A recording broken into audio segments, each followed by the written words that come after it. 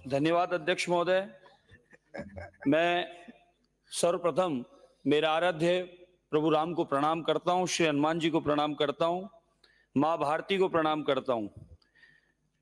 मुझे जो बोलने का यहाँ समय दिया उसके लिए आप सबका आभारी हूँ। विशेषकर अध्यक्ष महोदय, प्रथम बार आने के बाद प्रथम बार अभिभाषण पर बोलने का मुझे अवसर मिला है। कहीं कोई त्रुटि हो तो पूर्व में क्षमा चाहता हूँ।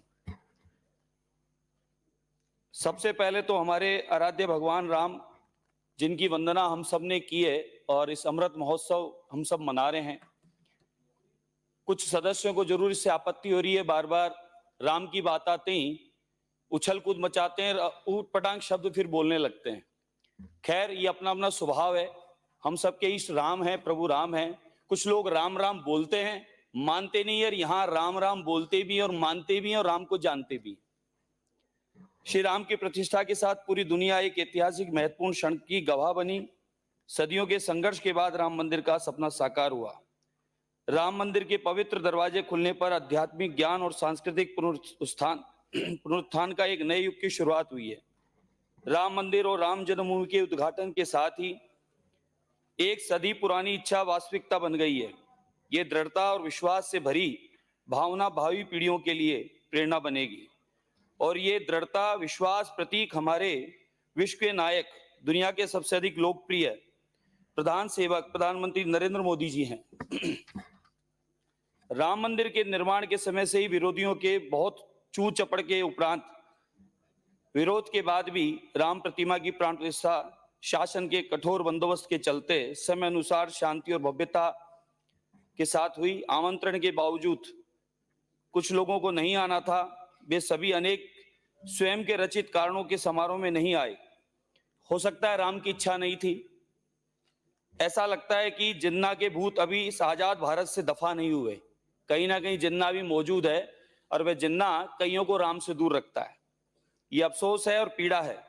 सभी सनातनियों को अपने ज्ञान चक्षु अब खोल लेने चाहिए। जिन लोगों को ऐसे अनुष्ठानों में राजनीतिक दिखती है, उन्हें राजनीतिक करते रहना चाहिए, परंतु आज जनता को ऐसे राजनीतिक लोगों को चिन्हित करके अपने को उनसे शीघ्र अतिशीघ्र अलग कर देना चाहिए। उचित होगा कि ऐसे लोगों के साथ रखने से उन्हें कोई लाभ नहीं होने वाला। ऐसे लोग विशिष्ट मानसिकता के रोगी हैं। प्राण प्रतिष्ठा का उत्सव देश में अभी तक संपन्न हुए कार्यक्रमों के श्रेष्ठतम सभी आयों में था। देश विदेश पूरी दुनिया ने इसका आनंद लिया। पूरी दुनिया ने राम राम जय श्री राम जय सिया राम पूरी दुनिया ने किया। आप इनके पास चले जाना, आपको पूरा समझा देंगे। कुछ राम विरोधी और राम मंदिर विरोधी प्राण प्रतिष्ठा के कार्यक्रम में नहीं आए, कारण गिनाते रहे। इस मंदिर का पुण्य स्थापना असंख्य लोगों के बलिदान के उपरांत 500 वर्षों के उपरांत नसीब हो सका है। बलिदानी तो हमारे कुटुंबी थे। मंदिर विरोधियों ने उस पर बलिदान को भी तिलांजलि दे दी। कुछ तथाकथित नेता ये कहते नहीं थकते कि पत्थर की मूर्ति को पूजने का क्या लाभ होगा। उन्होंने शास्त्र संबद्ध पढ़े नहीं, शास्त्रों का अध्ययन किया नहीं। भगवान राम ने लंका अभियान से पूर्व समुद्र तट अध्यक्ष जी देख के ना बोले, वैसे ही बोले। अध्यक्ष जी, अगर पढ़ के ही बोलना है तो टेबल करा दो, सदन का समय बचेगा। नहीं, इसमें राम का कहाँ लेना देना आ गया? भगवान राम के तो इनके प्रवचन करवा दो महाराज जी के यहाँ पे। बोलने दीजिए। राम पे प्रवचन करवा दो। भगवान के राम के गुणों की मैं बात करूं तो उनके गुणों में लोभ, ईर्ष्या, स्वार्थ से कोई सदस्यों को दूर रहना है। कुछ तैयारी करके मुश्किलों से हार न मानना, संकल्प को पूरा करने का निश्चय, विनम्रता, सबको साथ लेकर सबको चलना, सबका विश्वास जीतना, सहनशीलता और धैर्य, दयालुता, मित्रता, नेतृत्व क्षमता के जो मुख्य गुण हैं उनको हमारे माननीय प्रधानमंत्री जी ने अपने जीवन में उतार रखा है। हमारे माननीय प्रधानमंत्री लोभ, ईर्ष्या, स्वार्थ से दूर हैं और कोई भी लोभ उनको अपने मार्ग से नहीं डिगा सकता। मुश्किलों से हार न मानने के गुण का उदाहरण कोरोना काल है, जिसने पूरी दुनिया में हाहाकार मचा दिया था, परंतु माननीय प्रधानमंत्री जी ने हार नहीं मानी और असंभव सा कार्य किया, जिसमें कोरोना की 3 वैक्सीन बनाने का कार्य किया, जिससे न केवल भारतवर्ष को बल्कि दुनिया के कई देशों को वैक्सीन की सप्लाई कर इस महामारी से निकालने का प्रयास किया। मोदी जी ने यह गुण दयालुता, मित्रता का प्रतीक है। भगवान राम से ही ये सारे गुण हमें संभव हो पा रहे हैं।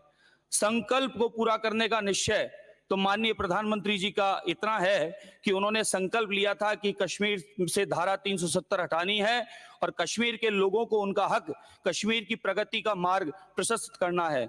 तो इस संकल्प को उन्होंने पूरा किया और आज कश्मीर का चौमुखी विकास जो सपना सा लगता था वह हमारी साकार हुआ। आज वहां पर पर्यटन बढ़ा है, शांति की स्थापना हुई है और निरंतर तरक्की की ओर कश्मीर आगे बढ़ रहा है।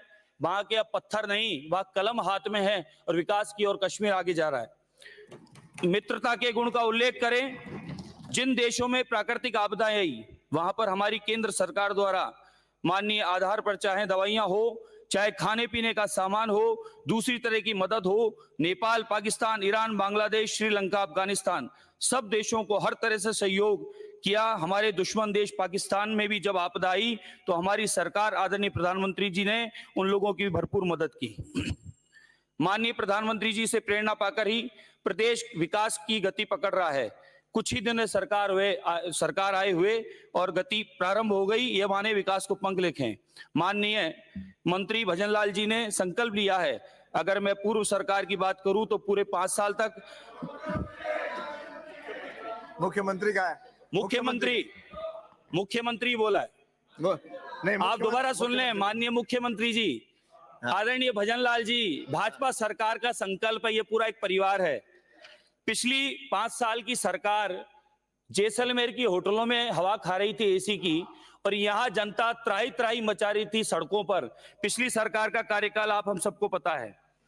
भ्रष्टाचार चरम सीमा पर पहुंच गया था। सरकारी ऑफिसों की अलमारियों में सोने के बिस्कुट पाए जा रहे थे। लगता था सरकार के जो मुखिया हैं उनका जिस प्रकार से ढीला रवैया था, वे पूरे तंत्र को ढीलापन करके तंत्र भ्रष्टाचार में फैल गया था। पूरे 5 साल कुर्सी की लड़ाई में ही गुजरे और इसका फायदा भ्रष्ट नेता अफसरों को खूब उठाया। सरकार का भी, उसमें पूर्व विधायकों का भी बहुत सारा समय जैसलमेर की होटलों में ही बिताया गया। पूर्व मुख्यमंत्री जी अपनी कुर्सी बचाने के चक्कर में घोषणा पर घोषणा करते रहे। एडवर्टाइजमेंट की सरकार रही। जिस एमएलए ने जो मांगा सो उसकी घोषणा कर दी, लेकिन धरातल पे भी कुछ हुआ नहीं। बजट कहां से आएगा ये पता नहीं था।